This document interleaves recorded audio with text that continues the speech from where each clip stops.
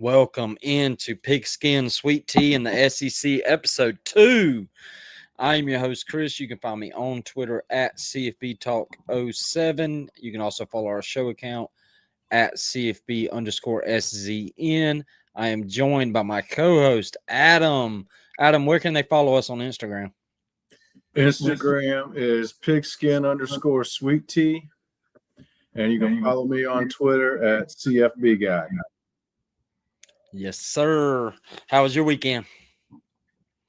It was a good weekend, man. It was a lot of college football. I actually watched some NFL games on Sunday too, but it was a lot of college football, and it was starting on Friday. There was so many good games. I know we're an SEC show, but across the board, it was a great day. It was a great show, or a great weekend, and lots of great games. Man, this weekend was so good. It's so good. I know I don't usually do this, and I usually get so mad at people that do it, but it definitely this week's slate is it's lagging some, but there's some good games. Yeah. Good stuff on this weekend. I think this past weekend might have been, if not the best, it's definitely one of the best. It's sometimes hard to beat rivalry weekend. Yeah. But we had 6 games go to overtime between Friday and Saturday, and then another handful went either the last drive, last few possessions, last few minutes were also exciting. Yeah. I was telling somebody that earlier. I think this weekend will probably, I don't think we'll have another weekend like this year. And I'm with you. It felt like this was the first time in a very long time, if ever. I don't remember a weekend like this in a long time, but I do have bad memories. So, all right. So we'll start off. Sam Pittman fired at Arkansas. Somebody had mentioned the other day how long has he been there? Has it really been? I think it was like. I think it was his 5th year. Yeah, God, it feels like it's shorter than that. He's been there a while. It didn't seem like he'd been there that long. I think every year he was doing just enough to last another season, get one more season, Yeah. Man, I hated this for old Sam Pittman. I don't know him personally, but I do know I know like 2 or 3 people that have gotten to either work with him or know him on a personal level.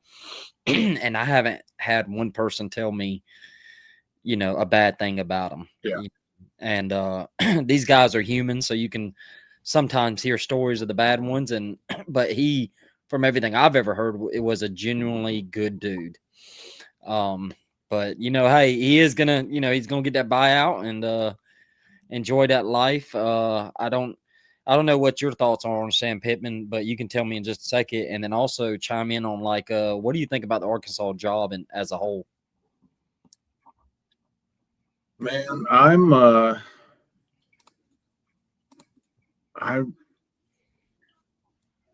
think the whole situation's kind of weird.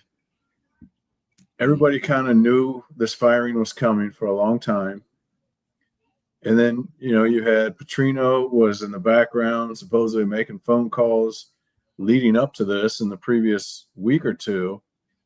And then on Sunday or yesterday, he'd already fired 3 other coaches. I couldn't tell you the last time I heard of an interim coach firing coaches on somebody else's staff after the head coach gets fired.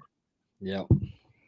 So the whole situation just seems kind of weird, and it'll be interesting to see if the Walton family and Walmart and Sam's Club wants to pony up a bunch of money to try to go throw a bunch of bags at a big name. I don't know who they would get, but it'd be interesting to see after what they did with Calipari and luring him away from Kentucky. Yeah, I'll be curious too. I don't know if you've seen recently what the AD's comments have been. Man, it's been kind of, I don't know. He's I don't know what his motive for doing this. Maybe it's to get more money, but he's been going out there. He said at the press conference, I believe it was yesterday, and Petrino was with them, and they were talking about the firing and Petrino being the interim head coach. And he flat out said that Pittman did not have the resources to compete in the SEC. He was not given the resources. He had also some recent comments at a touchdown club meeting that will kind of just basically, I'll just say it without, he didn't say this, but basically just saying we're broke. That's what he said. Without saying it. I don't have the comments pulled up, but it was a big deal on Twitter because people were just wondering, like, why are you going out and saying this, da da da da. But they do have the Walton family, like you'd mentioned, and they helped big time in basketball.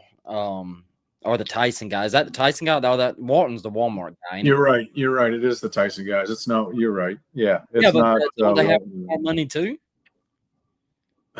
I don't know. I know that they got a bunch of money. I think it was Tyson. I was thinking Walton. Yeah, but Walton's a part of the Arkansas thing too. Yeah, I think okay. so. I think Walmart. I think the big Walmart guy is also an Arkansas guy too. I believe. Okay. I could be wrong, but yeah, I do know the Tyson guy is, and he's the one that funded the basketball stuff. So I'll be curious to see. I don't know. I think it could still be a good job. You know what? I don't know what your thoughts on this, but after the Indiana thing with Cignetti, I just think if you hire the right guy and you give him what he needs, anything's possible.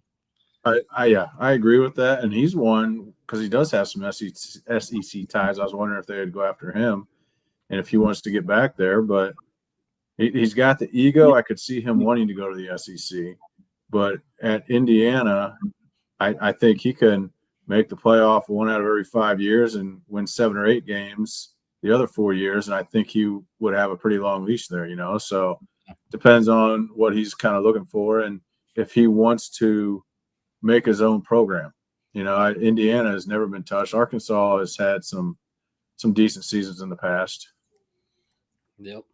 Yeah, and that was with the old guy that's being the interim. Do you think they're gonna give it to old Bobby? He sure seems to be acting like he thinks he's gonna get it. I mean, he was successful there when he was there. Was it 15 years ago now? 2011, I think, is when he had that motorcycle accident. Mm-hmm. He was successful, but I don't feel like where he has been as coordinator since being let go as a head coach, his teams were very successful. And, maybe it's a little bit different not being the head coach, but he hasn't been super successful. So I don't know. And the AD is definitely, the more I think about those comments, the AD is definitely coming out and saying, hey, we're giving them everything we can. We need you guys to start giving us more money as well. That's his plea for saying we're broke from a donor standpoint. We need your money. Give us your money type thing. Yeah. Yep. It'll be curious to follow. I think that is the only SEC job opening right now, which I believe there will be more to come.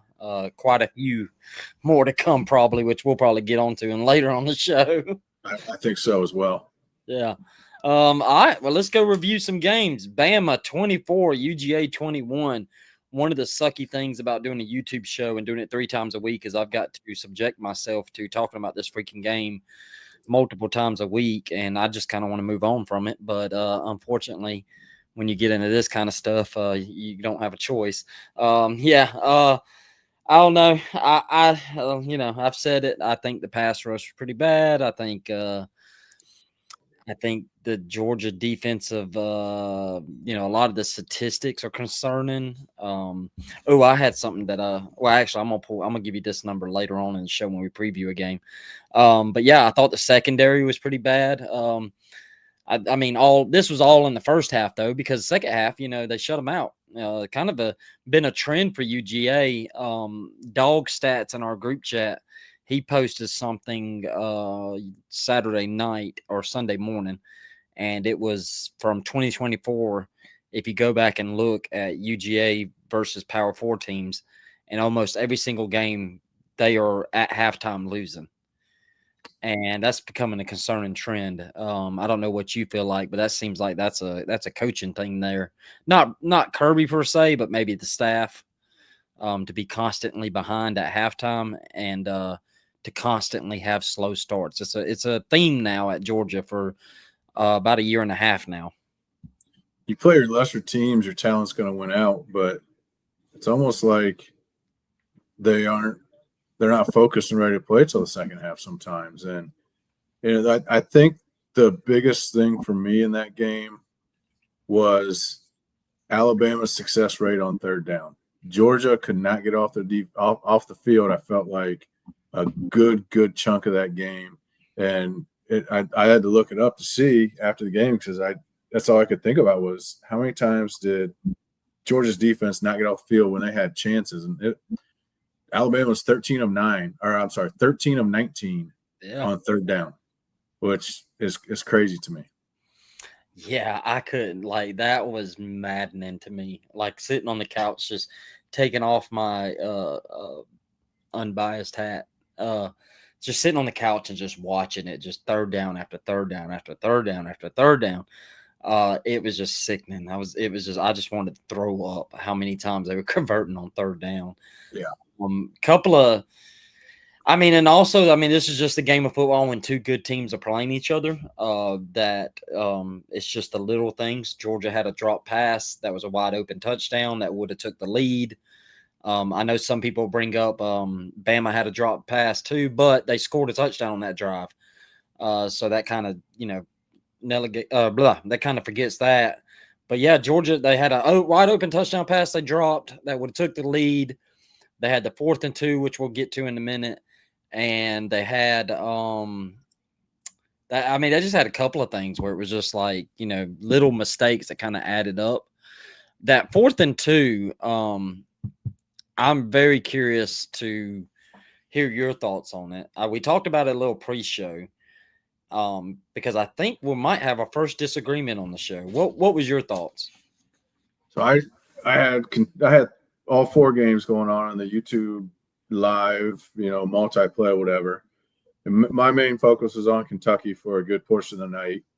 Unfortunately, they did not look good at all. So I did not see that actual play until the next day when I watched some replays. I was watching the final drive, I think ESPN's final drive Sunday morning, and that's when I realized that they had that situation come up. I think it was, 3.5 minutes left or something. And at that point, I get what Kirby's doing. You go for it. You're basically saying we've struggled to stop Alabama. We can't get off field on third down, but they did stop them better in the second half. I think I would have kicked it and taken the points and the momentum at that point instead of trying to take the lead because there was still enough time for Alabama to go down the field if they needed to. I don't know. Again, I just saw the replay, so I don't know what plays they ran previous to that. I don't know if I agree with the play call. Yeah. I feel like it was very almost like they were trying to outsmart themselves and being a little too cute. Mm-hmm. Yeah. And I see that point of view. For me personally, I don't have a problem with anybody having a problem with it. A lot of people that I respect, including you, and others that I've talked to, they didn't like it either. And I think I'm kind of sitting on an island a little bit. I didn't have a problem with them going for it. I like the aggressiveness. I honestly didn't even have a problem with the play call because I felt like when I went back and watched it, when you looked at it from like not an all 22, but kind of like a Skycast view, that right, they had a numbers advantage to the right. Yeah. And I felt like, they were like a blown block assignment away from that being a walk-in touchdown or at least to the 1 yard line. Yeah.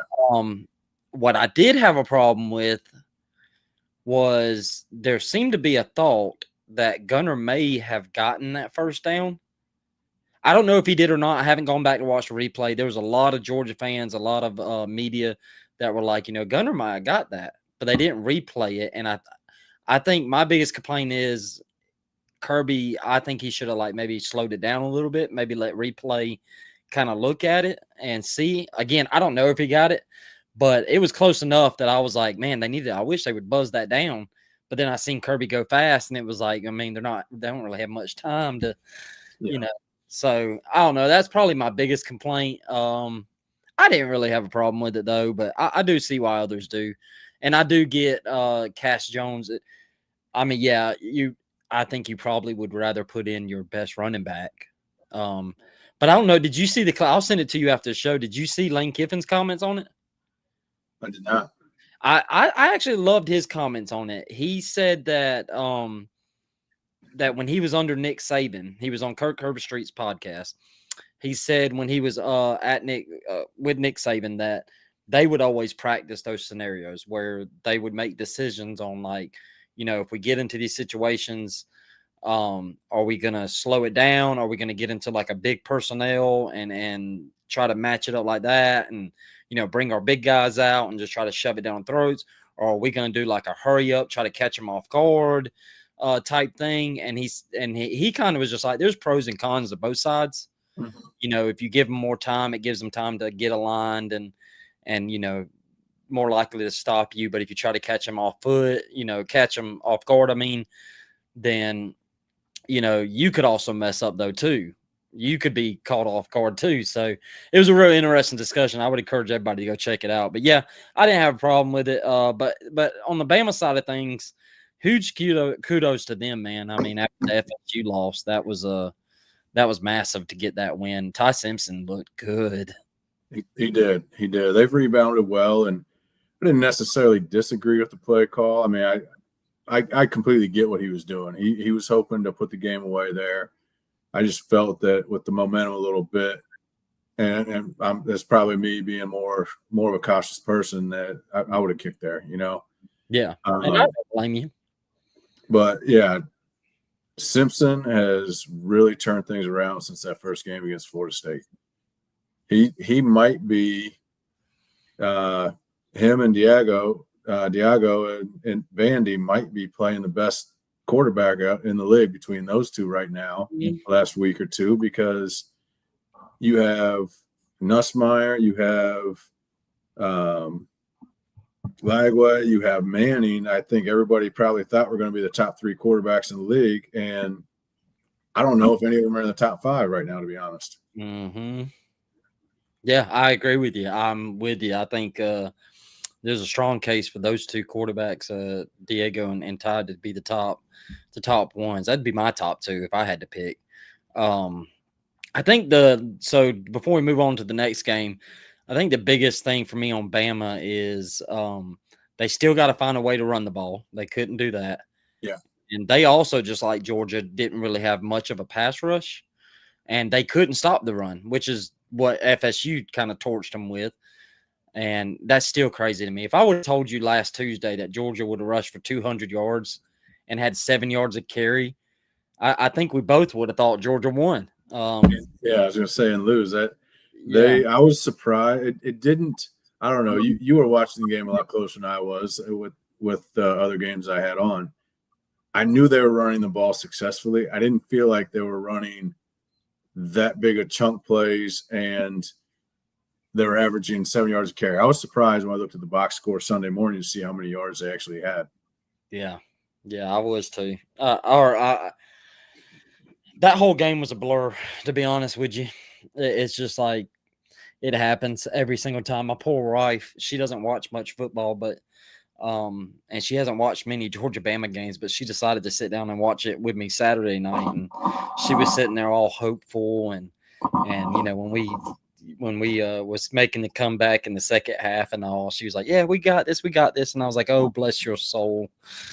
Just wait, honey. Just wait. They'll do it again to us." But all right, moving on. I hope this is the last time this week I've got to talk Bama, Georgia. Ole Miss 24, LSU 19. I don't remember who you picked last week. Did you pick Ole Miss too? I did. Okay, so we were both right. All right.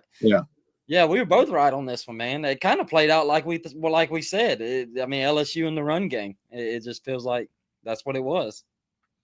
I already said Nussmeier's not living up to what I expected. I'm not sure if he's hurt. There's no zip on the ball. But even then, LSU can't run the ball. And I feel like if you're LSU, you should have enough talent around on the outside in the backfield that even if the deep ball is not always there, you should be able to put the ball in playmakers' hands that they can make a difference. And their offense has not been good. Their defense is pretty good. I don't know if they're quite as good as I originally thought after watching the Clemson game, because Clemson's not very good, and that's what a lot of my thoughts of LSU was coming from at first. Trinidad Chambliss is also a difference maker, though. Yeah. And, we talked about last week, now that we've seen him play, being surprised that he wasn't the starter week one, because that is not the same team that barely beat Kentucky and threw 2 or 3 interceptions in the first half. That is a completely different team with him behind center. And we might have all been overrating the LSU defense a little bit too, based on how good we thought Clemson was. Yeah, and LSU's got a few roadblocks coming up, so it is going to be real curious to see how that season goes. That's probably I don't think they're going to fire him, but that may be one to watch out down the road with Brian Kelly. I'm with you though. I'm a big Chambliss fan. I don't know how you go back to Austin Simmons. I think Chambliss. I thought this was going to be the game that kind of decided that. And I've seen some people out there say, well, Austin Simmons is going to transfer, blah, blah, blah. And I'm like, then just go back to the portal and get another quarterback. That's just the era we live in. But, yeah, LSU's offense is bad. They got to figure it out. And we said it last week that what it was going to come down to is LSU's defense. And I just feel like when your offense is that bad, your defense can only do so much. And at some point, LSU's defense, kind of broke down because they were on the field a lot. I seen today also that LSU's average distance on third down is like 8.2 yards. Oh, wow. Yeah, it's like constantly in 3rd and 8, 3rd and 9, 3rd and 7s. They're constantly in 3rd and longs. And I don't know what's going on with Nuss. I was super high on him. I don't know. There's been some speculation and reports that maybe he's injured.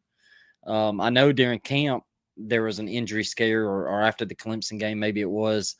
So yeah, I don't know, man. It's not going good. And I don't see this team going to the playoffs with this offense. Not at all. Not at all. I with the schedule they have, I can see them losing 3, maybe 4 games total, another 2 or 3 games since they got one already, but it's going to be a much different season, I think, than what LSU fans thought. I would be shocked if Brian Kelly is let go after the year, even if they end up 8-4. But he will definitely be on the hot seat. He'll be feeling the heat there for sure. And it's LSU. I feel like their fans have always been kind of mixed on him anyway. Yeah, probably from the jump. Yeah. And he's I've always liked Brian Kelly, the coach. I do think he can rub people the wrong way. I can see why people don't like him though. He does have that kind of personality. And yeah, if it starts to continue to go south, he's going to overstay his welcome there down in Louisiana. Man, but I do feel I love my LSU people. It's like they're great people. And I've always the interaction I've had with LSU fans have always been awesome. It's got to suck for them. Like for years, their offense sucked, and then they got it figured out with Joe Burrow and Jaden Daniels. And then those especially Jaden Daniels years, the defense was just absolute trash. And then last year, the defense was like, it was meh. And the offense was really good. And then this year, it was like, all right, Blake Baker, improved it a little bit. The second year defensive jump. The offense is going to be on fire like it has been the last 4 years. And now it's switched. Now the offense sucks. The defense is good. Man, they can't catch a break. They just can't catch a break there. Yeah, and their next 4 games are South Carolina, which I think is a coin flip right now. They haven't been quite as good as I was expecting. Vandy, who might be a little bit of a fraud. Their biggest win, I think, is Virginia Tech and South Carolina, who Virginia Tech fired a coach, and they play A&M. Hot take later. They go A&M and Bama. There's LSU's next 4 games. I could see them going 2-2 in that very easily. Very easily. Very easily. I TikTok, I appreciate all the comments and questions. I usually do a Q&A after the show. I did on our previous show. I may do that again this show after the show. So I see all your questions, but I can't answer them while we're doing the show. But I will get to them after the show if y'all just hang tight. Texas A&M 16, Auburn 10.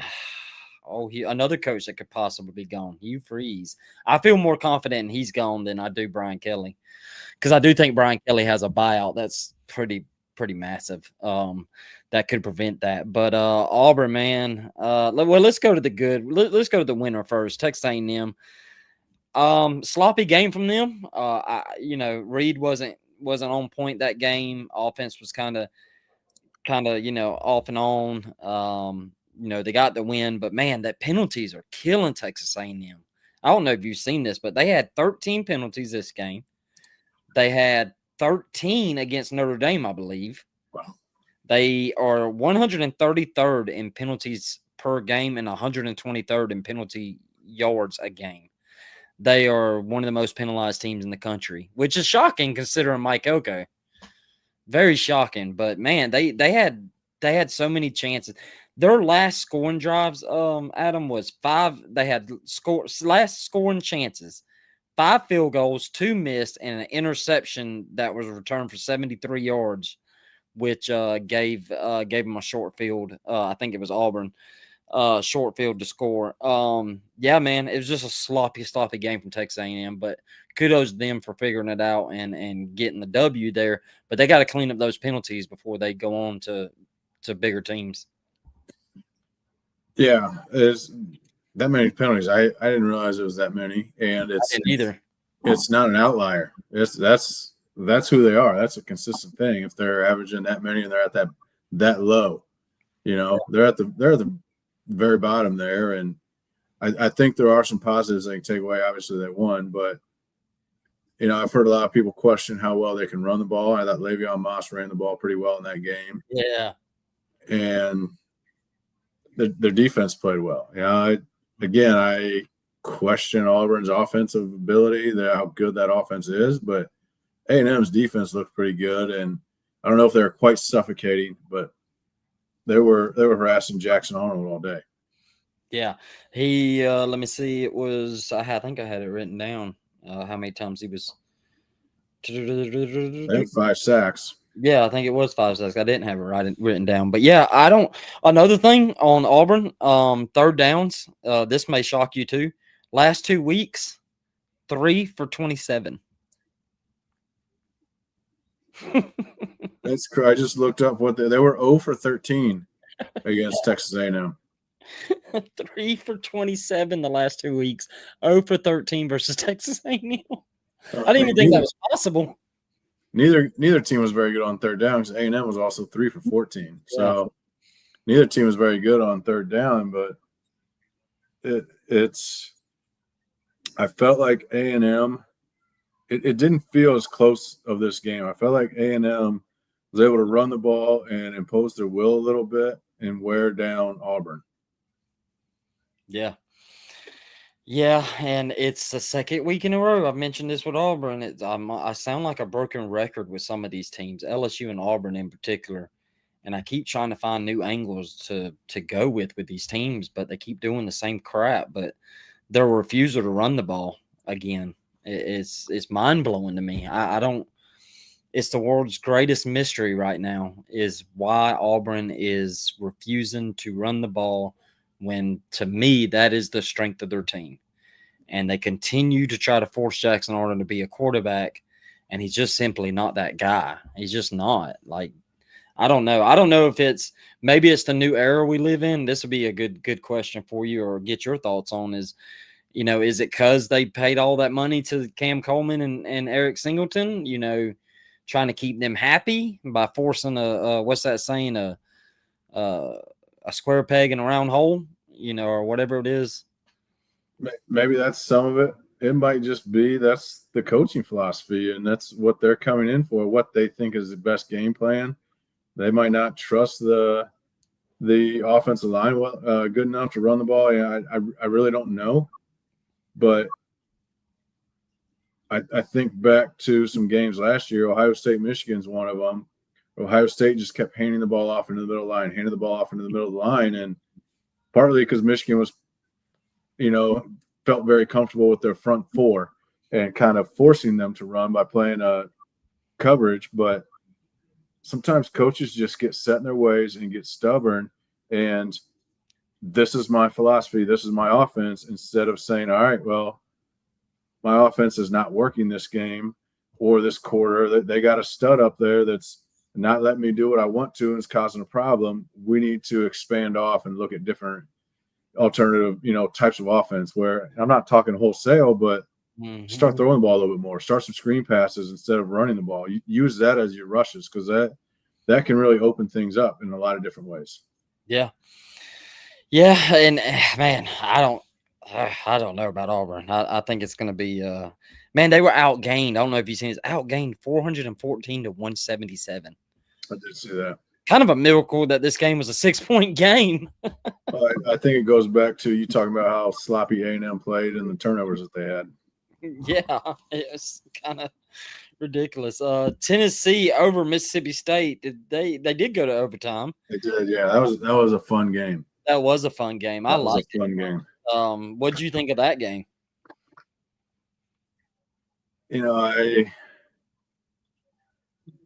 I don't know what to expect with either team. It felt at times both offenses looked great, but I was like, is it both offenses are this good or are the defenses struggling?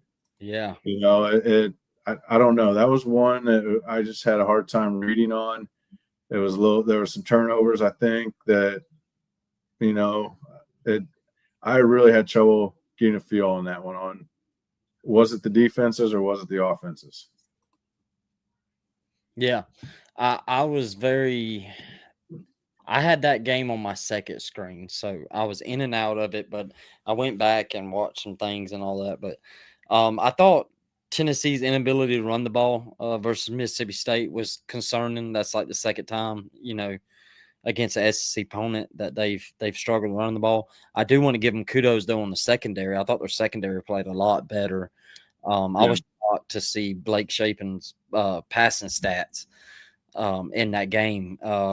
Like I said, I was in and out of it. So when the game ended, I was like, man, I bet Blake, torched him in the air because, that's kind of how Mississippi State's going to win is through the passing game. And no, it was actually the run game that was keeping them in it. Yeah. Almost went for 200 yards. Yeah. Yeah. And so I was a little shocked by that. Another thing that caught my eye, I did see this play.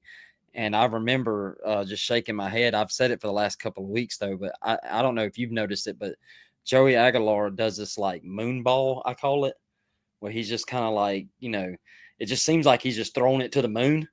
And he did it in the Georgia game a couple of times. He got away with it because it would end up either being a pass interference on us or his big guy Braswell would get it. But he didn't get away with it in this game because he did that one moon ball and his receiver had to stop and it ended up being an offensive pass interference. And I don't know, man, he's got to kind of have to stop that. He's been doing that a lot in these last couple of games. Yeah. But yeah, I kind of feel like you. I left that game kind of not knowing much about either team.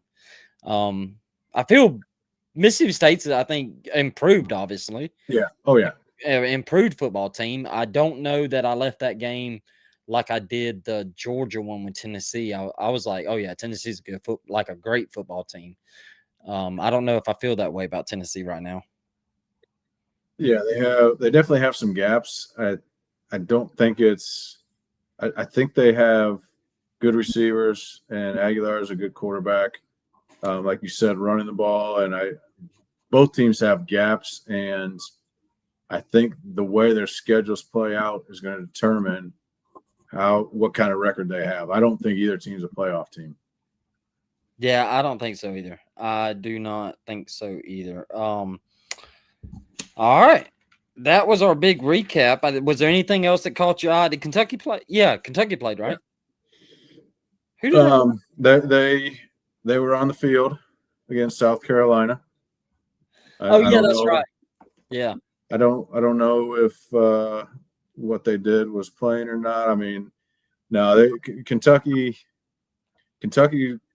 first couple drives looked decent, and then South Carolina defense took over, and I truly think Kentucky is not going to get back to their 8 to 10 wins again until they get a quarterback that can be in their system. They showed, I mean, it almost felt like they were showing a Cleveland Browns clip because they showed all the starters since, I think, 2018 or something. And Will Levis had a great first year, and he was banged up a lot. The offensive line didn't help him out his second year, so he was hurt a lot. But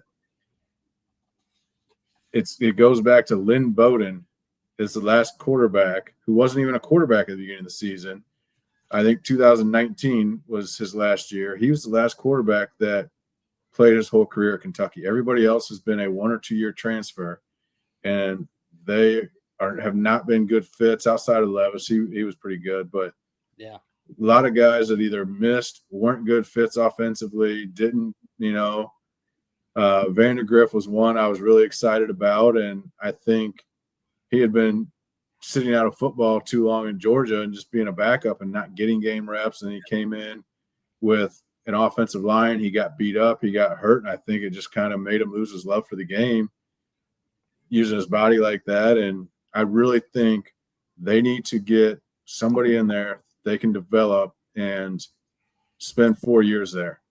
Yeah. That wants to be there and not just a lifeline type things. I feel like that's what they've been doing since 2019. Do you think, before we go to preview the 2 games that we're previewing,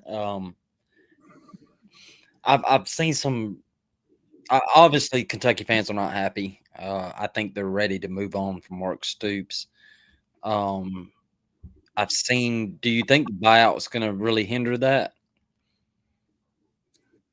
I think it depends on how many wins end up in the win column. Mm-hmm. Yeah. I think if they make a bowl game, go 6-6, make a bowl game, I do think the buyout, because there's going to be some people that say, okay, he's improved. He said he would. And, I don't know. We'll see. I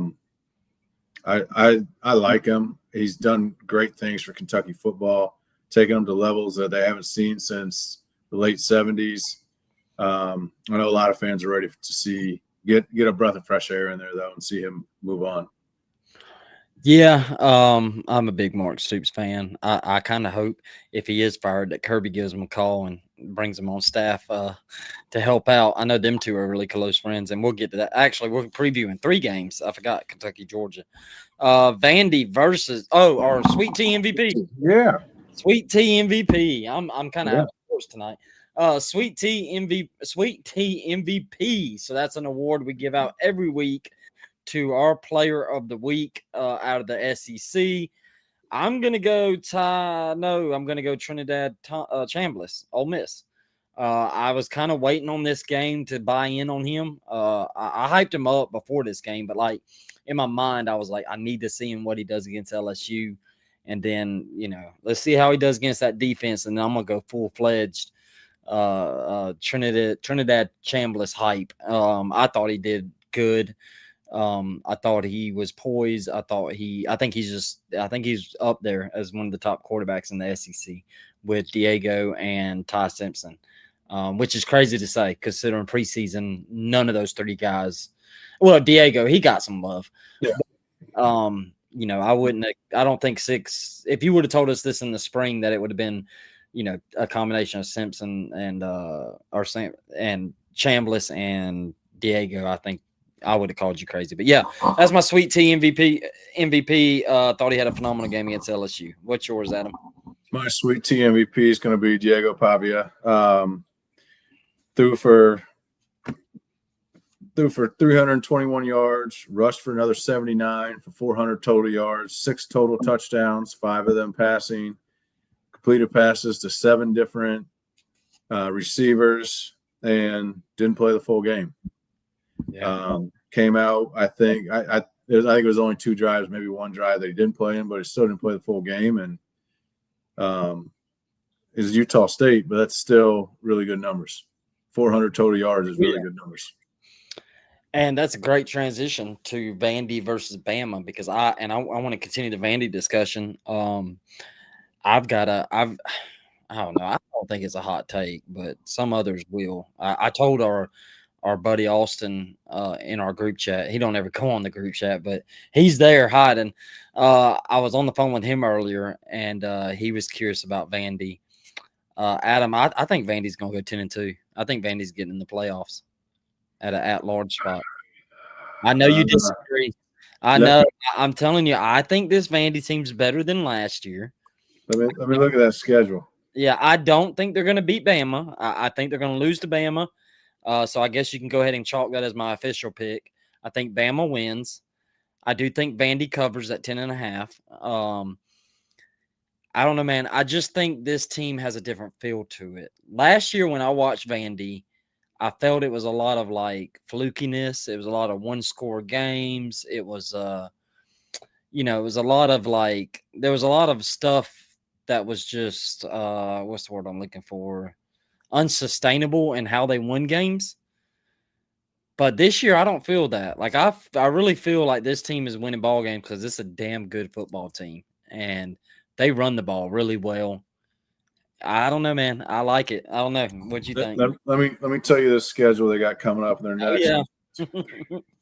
Their next. I'll just tell you the whole game right here, the whole season. All right, they got Bama. Then they got LSU, who right now that could be a coin flip. LSU's probably more talented, but are they going to put it together? Missouri, Texas, Auburn, Kentucky, and then Tennessee. So I see 8-4, 9-3 there. I don't see them going 10-2 and making it to the bowl game, but I will say this: Diego is a winner. Mm-hmm. You know, he's got that confidence, he's got that moxie, and a confident team can sometimes be a little scary. And he's brought that to the rest of the team. That swagger that I don't feel like, even with Cutler there, I don't feel like they were able to get the culture of that, of expecting to win. You know, when he came out and said, we're going to run the state of Tennessee, I thought, we'll see. But I don't think that was just talk to make a soundbite for me. I truly think he believes that. And I don't know if he would have said that if he didn't now, because the team, you can kind of see it. Their confidence just build. The way they are on the sidelines, the way on the field is just, there's something different about this Vandy team that you see with your perennial Alabama, your Ohio State, your Georgia, your teams that are always going to be or have been in the top 10 the last 8 to 10 years. I'm with you. I don't know, man. I just think this team. I don't think they're going to beat Bama. But I am very curious how this game goes, because one thing that Vandy is really good at, and I'm looking it up, they're second in the country in rushing success rate. I think in EPA they are the same. Let's see, EPA per run, they're number 6. Bama can't stop the run. They couldn't against Georgia. They couldn't against FSU. Now on the flip side of that, Vandy, I've noticed. I was looking earlier at box scores. They've been kind of like Georgia. They get into some holes in the first half and have to make comebacks. Utah State, I think, was either tied or it was close or something at the half. Virginia Tech, I think, was beating them at the half. And then I think South Carolina was only like 17-7 or something like that. But yeah, their defense is a little suspect. They're like 70th in defense success rate. They're really 35 points to Utah State. Yeah. And that's that defensive success rate. And I'm sorry I cut you off. I'll let you finish after I make this point. But if you look at their schedule they've played and the schedule they have left, that's why I'm seeing 8-4 type team out of them. Because Virginia Tech fired their coach. South Carolina has been a disappointment from what everybody expected. And you have Utah State, Georgia State, and Charleston Southern. Mm-hmm. No world beaters there. No. And that's why I think they're going to be in reality, hit reality here this weekend for the next 6 weeks. With a couple exceptions in there later in the season. But we'll see if they can get one of those. Because, like I said, they're a very confident team right now. And this, I do think they're better than last year. But they're going to have to start playing better defense. I think they'll be able to score with teams. Maybe not everybody. Most teams, I think they'll be able to score. It's just, can they stop anybody? Yeah, another thing, and what I was going to bring up was their defense is suspect. Just looking at the numbers, their pass defense in particular is not, it's not that great. They're like 88th in EPA, and they're, let's see, they were 80s in success rate too. So they're not real good at stopping the pass, and Bama's kind of done a really good job at passing the ball. Their passing game has really clicked the last 3 weeks. And this is an interesting matchup. Last year, this betting spread was 22.5 or something like that, 23. And this year it's at 10.5. Opened at 11.5, and it's already been betted down to 10.5. That kind of speaks to the job Clark Lee and his staff has done there, along with the attitude that Diego has brought and just the toughness, because for the longest time, Vandy was always, 20, 30-point underdogs against these big games. And now they're just a little over a touchdown. And, I think it's going to be I think Bama's going to win. I think so. Nothing would surprise me. It would not surprise me if Bama blew them out. And I'll be honest, that's not going to change my opinion of Vandy one way or the other. I still think this is a really good team. They do have a really tough schedule coming up, really tough. But who they kind of remind me of is, you mentioned the LSU Jaden Daniels teams. That's kind of what they remind me of. Just kind of looking at where their talent is, who their best player is, what's going on with their defense, and the amount of points they're giving up. That's kind of what they remind me of, those Jaden Daniels LSU teams. Now, Diego, I don't think is on Jaden Daniels' level, but it's kind of a similar feel to that team. And now that they're in the meat of their schedule, I think you will see a few deficiencies. Yeah. Well, they'll have that big test. They'll be at Tuscaloosa. That's going to probably be the deciding thing there. That's going to be a tough game. And the revenge factor is real in college football, except when Georgia plays Bama. Texas versus Florida. Man, that was a game I was so hyped for preseason. I'm not as hyped. I think Texas defense is gonna just absolutely slaughter Florida's offense. Man, I don't think.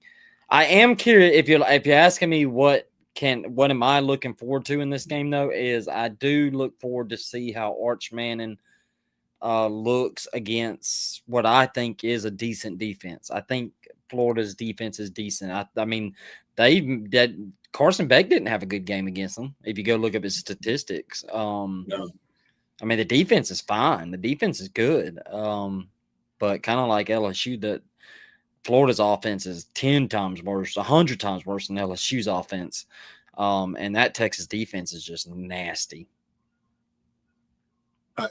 I see this being a pretty low-scoring game, and Florida's offense is so bad. I think we might see their worst performance of the year. 5 interceptions is going to be hard to beat, but Texas has got a really good defense, and the jury's still out on their offense. And maybe this is going to be the breakout game, but Florida's defense is the reason that they are even close in any games, because their offense isn't doing anything. So we'll see if Texas can figure out on offense, but I see this being a pretty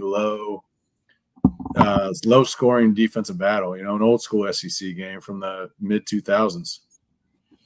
So you going Texas, right? Oh, yeah. Yeah. I just don't – I don't know what the spread is. It says Texas 6.5. Yeah. Right here, spreads Texas 6.5. Really? I thought it would be bigger. I was thinking maybe like 9-ish in there, but I didn't think it would be too big because Texas offense hadn't proven anything. The over-under is only 41.5.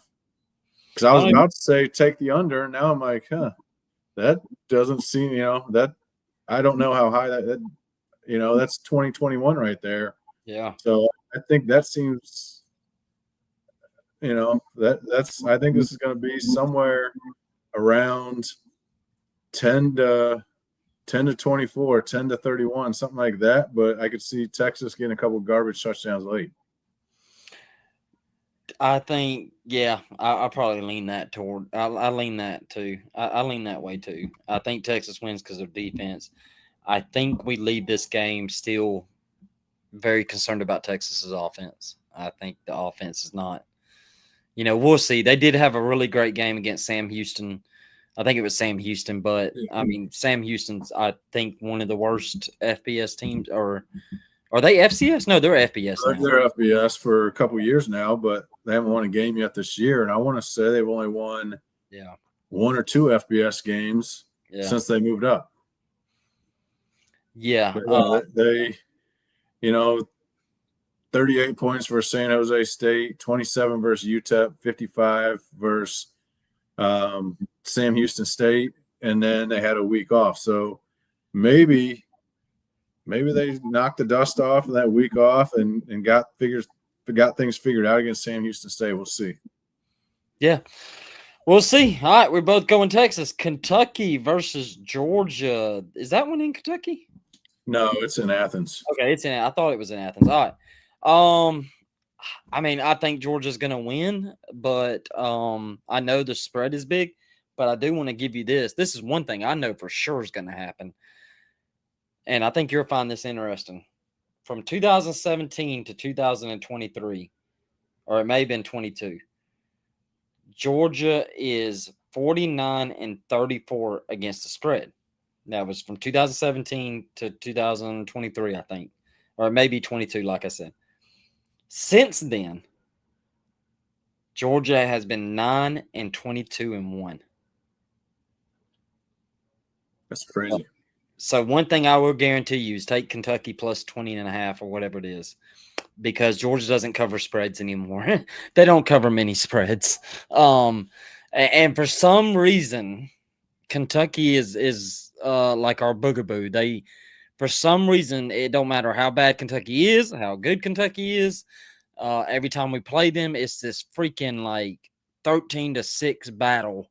I know there was a couple of times, it was like 40 to whatever, but yeah, I don't know. I think from a Georgia side of things, I just want to see a fast start. That's all.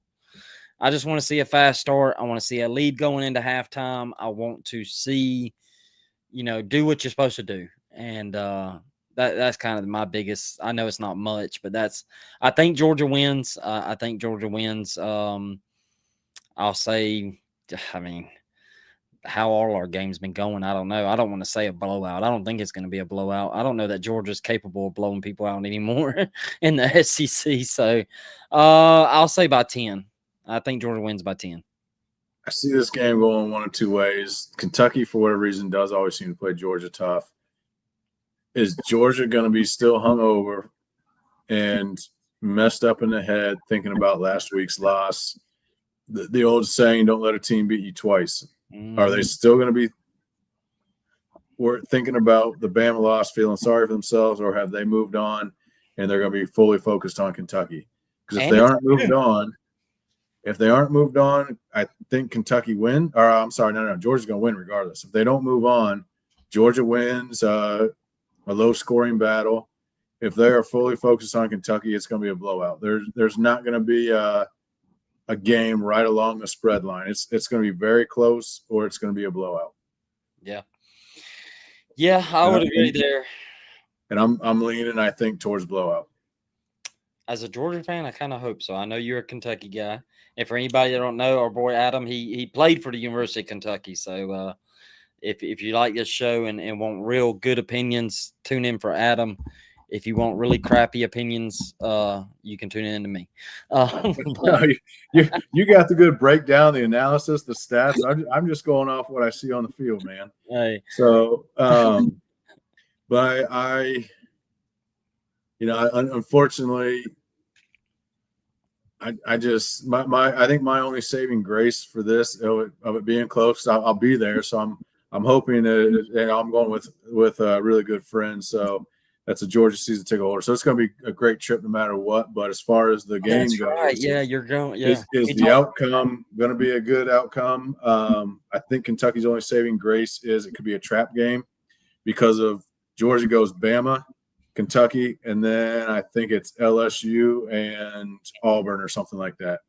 I believe it's LSU Auburn in the next 2 weeks after Kentucky. So hopefully it becomes a trap game for Georgia and Kentucky can sneak in on them. Would this be your first time in Athens? No, I've gone. This buddy's taken me to every game in Athens since 2019, I believe. Okay. So you've been there. So you've experienced Athens and all. Yeah, and I went one other time when I lived in Savannah, Georgia. Yeah. And worked at Armstrong State, by the way. Yes. Armstrong State. I got to do my little thing on that. So worked at Armstrong State. Originally it was Armstrong Atlantic State University. No longer exists. It is now it is Georgia Southern Armstrong campus in Savannah. But if anybody wants to know, I will be wearing a different higher education shirt, junior college, tech school, university, any type of higher ed. I will wear a shirt every single week. It'll be a different shirt every single week. So check us out and see if I'm wearing your school. If you want to, you got shirts you're taking to Goodwill, send me your shirt and I'll wear it on the show and then I'll take it to Goodwill for you. Just kind of a fun little thing we're doing. If anybody calls me out and catches me for wearing the same shirt from same school from a previous episode, and calls me out within 48 hours of it airing, I will send them one of my weekly walk-on podcast shirts. Which is a cool shirt. I need Adam to send me another one because I lost mine, and I wear it on the show, but I cannot find it. Went looking today. Yeah, I think the shirt thing's really cool that we do. So everybody on TikTok, if you've heard that, go tune in to the YouTube so you can see his shirt and what he's wearing and play along. All right, man. Yeah, so I went there, I think, and it was when Aaron Murray, I believe, blew his ACL out. Oh, yeah. I was at that game. I was still living in Georgia at the time. And then my buddy's taken me, I think, every year since 19. We were supposed to go up to Lexington one year. We had tickets, and his whole family got COVID. I think it was 22.